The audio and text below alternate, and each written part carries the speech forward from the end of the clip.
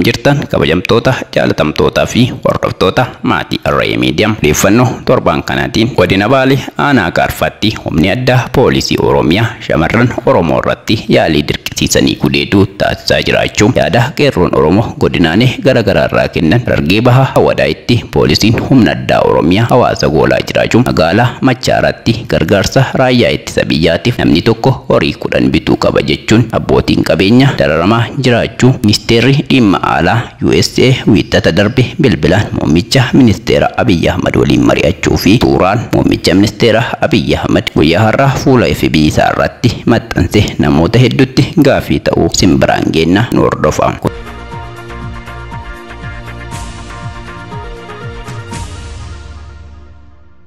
Godina Wallagga Bahaa magaalaa Naqamteetti qeerroon naannichaa Basaasaa Girmaa Baqqalaa jedhamu irratti tarkaanfii du'aa fudhachuun dhagahame. Sadaasa 29 bara 2020 qeerroo magaalaa Naqamtee Basaasaa Girmaa Baqqalaa jedhamu irratti tarkaanfii du'aan adabuu maddeen keenya kunni nu biraan gahaniiru. Akka jiraataan magaalaa Naqamtee tokko bilbilaan dubbatetti namni kun dargaggoota hedduu basaasuun kaan ajjeesiisa, garii immoo mana hidhaatti guuraa turuunsaa kaasuun Basaasaa kanarratti tarkaanfiin irratti fudhata.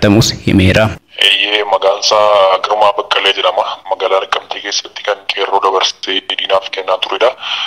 Guyyaa kaleessaatti kan tarkaanfiin irratti fudhatame eegaalli Oromiyaa amma miti kan wanti guddaan keessatti raawwatamu jalqabe. Yeroo garagaraatti garuu mootummaan yeroo uummata nagaa jeeqummaa ni mul'ata. Kanarra darbee immoo qeerroonis namoota isaaniin dabarsanii diinaaf kennan tarkaanfiin fudhata. Namicha kanarrattis guyyaa kaleessaa tarkaanfiin irratti fudhatamee jira. Lixa Oromiyaa guutummaa guutuutti keessumaa gara Qeellam Wallaggaa neetwoorkiin hin jiru. Magaalaa Naqamtee hidhaaf jechaan baay'achaa jira. Kanaan wal qabatee namoota dabarsanii diinaaf nama kennan kanarratti tarkaanfii fudhachuun ittuma fufaa jechuudha.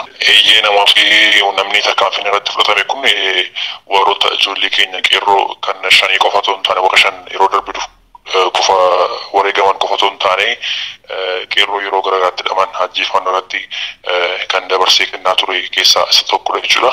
Qeerroo magaalaa Naqamtee of eeggannoo basaastotaaf kennaa turuun namoota gocha basaasummaa kana irraa of qusachuu didan irratti tarkaanfii fudhachuu eegaleen Basaasaa Girmaa jedhamu du'aan adabeera. Jecha basaasaa kana hordofuun poolisoonni magaalattii keessatti dhukaasa banuun namoota hedduu akka mana hidhaatti guuraa turan maddi keenya kun nu biraan gaheera. Akka namni kun kaasetti tarkaanfiin qeerroo Naqamteetti eegale iddoo biraattis kan itti fufuu qabu jedheera. Qeerroon magaalaa Naqamtee jalqabbii gaarra kan jiru yoo ta'u Basaasaa hamaa Girmaa Baqqalaa jedhamu du'aan adabuun tarkaanfiin akkanaa gara fuulduraattis kan cimee itti fufu ta'uu akeekkachiisaniiru.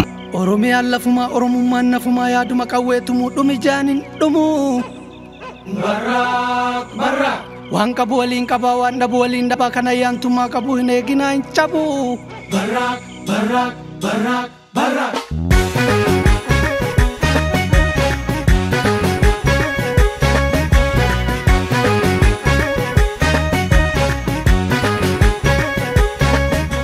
Abbootiin irree bara dhufaa fi darbaa dhaabbolee siyaasaa Oromoo irratti maqaa shororkeessummaa kaa'uun waan haaraa miti jedhan qeerroon Oromiyaa iddoolee garaagaraa irraa yaada isaanii kennan. Muummichi ministeera Abiy Ahmadii fi paarlamaan isaanii kan seera hin qabnes kanuma raawwachaa jiru jedhaniiru. Qeerroon naannoo Oromiyaa iddoolee garaagaraa irraa yaada isaanii laatan akka jedhanitti ni maree bakka bu'oota uummata ofii isaatiifuu kan seera hin qabne waan ta'eef labsiin isaan baasan kamiyyuu fudhataman qabu jedhaniiru. Guyyaa darbe paarlamaan Itoophiyaa kan murna tokko hoogganamu walgahii gaggeessaa kan ture yoo ta'u muummichi ministeera Abiy Ahmadii fi paarlamaan yeroon isaarra darbe haala yeroo irratti marii gaggeessaa turaniiru. Jandaalee miseensota paarlamaatiin kaan keessaa tokko kan ta'e TPLF fi ABO shaniin shororkeessummaan farrajamuu qabu kan jedhu ture. Abbootiin irree maqaa shororkeessummaa dahoo godhachuun hayyootaa fi kanneen aantummaa saba isaaniitiif qabanitti duuluun waan haaraa miti jedhan qeerroon magaalaa Finfinnee fi magaalota Oromiyaa bakkoota garaagaraa irraa yaada isaanii bilbilaan laatan. Murni abbaa irree yeroo qofaatiif dhiyaate kanatti ijibbaata wixxifata kan jedhan dargaggoonni yaada isaanii laatan kunniin murna bilisiginnaa irraas kanuma argaa jirra jechuun ibsaniiru. Ganama kana yaadatti faccaatii turre haala walgeenii sun itti adeemaatii ture. Shaneedhaa fi TPLF akka garee shororkeessaa tokkotti farrajinaa gaafa jedhan uummata Oromootiifis saba Oromoo bakka bu'u tokkoofis kun waan haaraa miti waan kanaan dura durnoota darban keessatti ta'aa ture. bardargii kaafnee wayyaanatti dabarree kaanitti gaafa dhuunu bardargii banda shiftaa maal jechuudhaan nama Oromoodhaa dubbatu tokko garee yookaan immoo dhaaba Oromoodhaa dhaabbatee mirga Oromoo kabachiisa jedhee karaa nagaatiin socho'u tokko shororkeessaadhaan farrajuun waan haaraa miti. Abiyyis waan kanarratti hojjetaa jiran natti fakkaata. Kun immoo gabaabumatti warra mangisti shoolaa dur jedhanii dhaadachaa turan san Oromoo kamuu shaneedhaan habaadhaan farracaatii turanii hin beekna. Sun immoo kufaatii ta'anii agarsiisan. Homaa wanni biraan itti agarsiisu hin jiru. Dhumarratti dargaggoon kunniin dhaamsa uummata bal'aaf dabarsaniin uummanni Oromoo walii isaanii malee tumsa qaama biraa waan hin qabneef tokkummaa isaa finiinsee hayyoota isaa mana hidhaatti dararamaa jiran baafachuu qaba jechuun dhaamaniiru. Oromoon nagaanis amantaadhaanis dhaaba siyaasaatiinis gaggabahuu dhiisee tokko ta'uu yoo fincile yoo lole qofa hooggantoota isaa hayyuu isaa ija isaa mana dukkanaa san keessaa baasuu danda'a jedhee yaadu. Uummanni Oromoo immoo lammaffaa uummata Tigraay irraa waa barachuu qaba jedhee kan yaada. Paartiin TPLF kun yakka waggoota 27 dalageedhaan dalagu malee har'a dhaqee gaafa uummata qaba jedhee keessa galu kan akka inni itti ga'uu godhate kana ilaalee uummanni Oromootiin immoo shanee fi abaa'oo lafi kaafa'oo barreen habartu Oromoodhaa martuu jedhe keekiyaan kanaafuu Oromoon marti tokko ta'ee ta'u hayyoota isaa qeerroota mana hidhaanitti ugguramee jiru yoo tokko ta'ee kaabaa hanga kibbaa bahaa amma dhiyaatitti waliin fincile qofa hayyoota isaa karaa achi dhaabachuu danda'a jedhaan. Oromoon immoo hayyuu isaa mana dukkanaa jiru kanaan alatti nama biraan qabu. Firas hin qabu, namas hin qabu, yookaan garboomee garboomuu qaba yookaan bilisoomee bilisoomuu qaba. Oromoon kana keessaa tokko filatee taa'uu qaba. Shanee fi abaa'oo, OLF fi kafaa'oo, hin barreenaa bartuu Oromoodhaa martuu.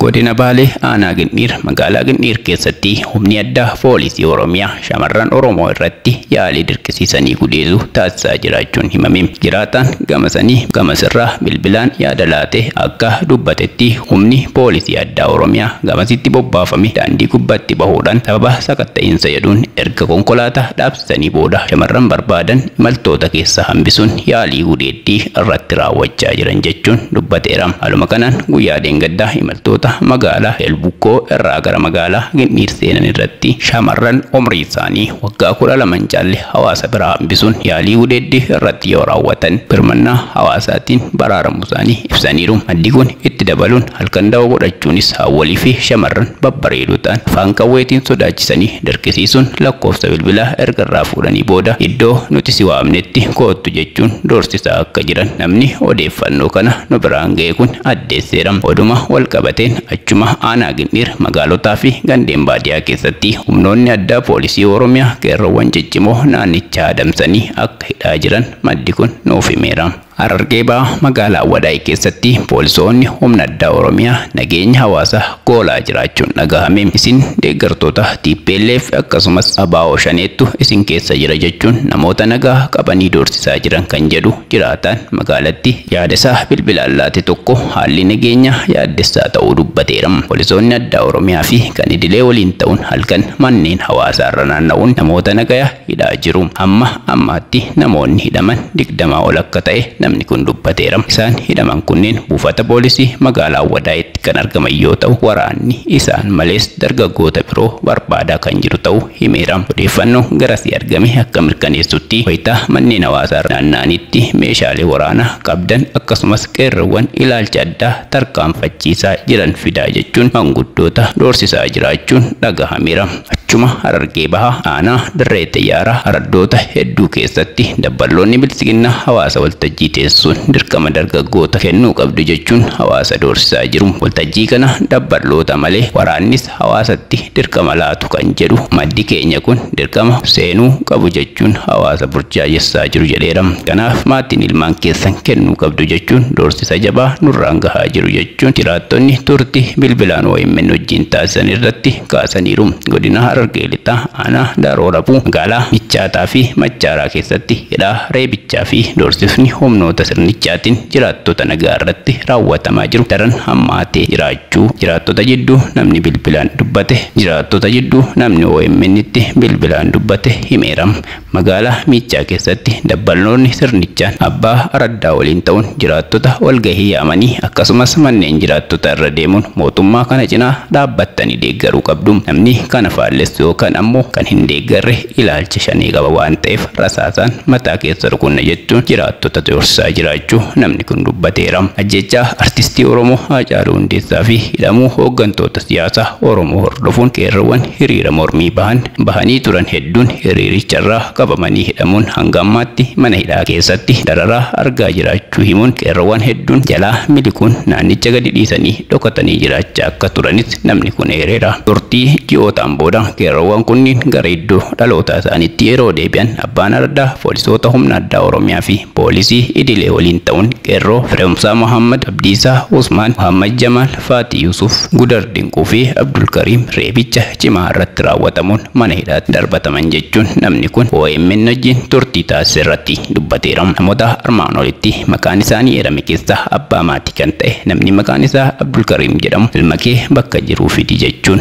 qabanii reebicha hamaa erga irratti raawwataniin booda gara waajjira poolisii magaalaa Miichaatti geessanii akka hidhan dubbata. Magaalaa Machaaraa keessatti gargaarsa raayyaa ittisa biyyaatiif horii 10 bituu qabdan jechuun abbootii qabeenyaa dararaa jiraachuu maddeen garaagaraa ni dubbatu. Namoota gargaarsa kana irratti hirmaachuu didan qabanii mana hidhaatti guuraa jiraachuus namni bilbilaan OMN'tti dubbate himeera. Oduma walqabateen Harargee Lixaa magaalaa Cirootti wiixata darbe poolisiin humna addaa Oromiyaa fi poolisiin addaa waliin ta'uun iddoo kondoneemii jedhamuun beekamutti hawaasa walgahii yaamuun ammarraa jalqabee namni maqaa qeerroo jedhuun of waamuu fi namoonni olola biyya alaatiin daandii cuftan rasaasaan isin rukunna harka isin irraa cirra jechuun jiraattota doorsisaa turan jechuun maddi kun OMN'tti himeera. Manni ammoo doorsisa isaaniitiif yoomiyyuu kan hin jilbeeffanne ta'us akka dubbatu maddi kun eereera. Gaafa guulaa nu guulchisa, gaafa duulaa nu duulchisa, waan galgala abbaa eeggatu yoo beekkatan guyyaan beekkatu. Goonni diinaan girree bu'a gaafa xiiqii sabaaf du'a, gaafa roorroo biyyaaf du'a ilmi dhiiraa sabaaf du'a, gaafa xiiqii ilmi dhiiraa. Muummichi ministeera Itoophiyaa Abiy Ahmad kana dura araada suuraa ka'uu qabu guyyaa har'aa wiixata yeroo biyyattiin gaagama siyaasaa hamaa keessa jirtu kanatti konkolaataa boottee yaabbachuun biqiltoota bishaan yoo baasu suuraa ka'uun isaa namoota hedduutti gaafii ta'eera. Muummicha ministeera Abiy Ahmad yeroo garagaraatti suuraa iddoo magaheetti ka'uun kan beekamu yeroo ta'u erga lolli TPLF fi mootummaa federaalaa gidduutti eegale as teessoo isaa irratti suuraa ka'uun alatti akka dura bakkuma gaheetti suuraa ka'uurraa fagaatee ture. Haa ta'uutii malee guyyaa har'aa araada isaa yeroo hedduuf irraa fagaate kanatti deebuun qabbaneeffateera. Kun kan agarsiisu fedhiin muummicha ministeeraa Abiy Ahmad suuraa ka'uuf qabu akka olaanaa ta'edha jechuun namoonni garagaraa dubbataniiru. Muummichi ministeeraa Abiy Ahmad toora feesbuukii isaa irratti biyya tajaajiluun toora karoorfataniin kan biraa milkeessuuf adeemuu gaafata. Seenaan dinqisiisaan Itoophiyaa akka nutti agarsiisutti haalli rakkisaan hammamii uumamullee biyyi guddoon kun injifannoon itti fufti jechuun suuraa kana maxxansee jira. Kaaba Itoophiyaatti lolli dhaabate wal dhibdeen dhalate mariin akka furamu ministeerri dhimma alaa US Mike Pompiyoon gaafataniiru. Pompiyoon kan kana jedhan marii bilbilaan ministeera muummee Itoophiyaa Abiy Ahmad waliin guyyaa wiixataa taasisaniin. Dubbii Pompiyoo erga mootummaan federaalaa naannoo Tigraay keessatti opereeshinii gaggeesse xumuruu ibsee fi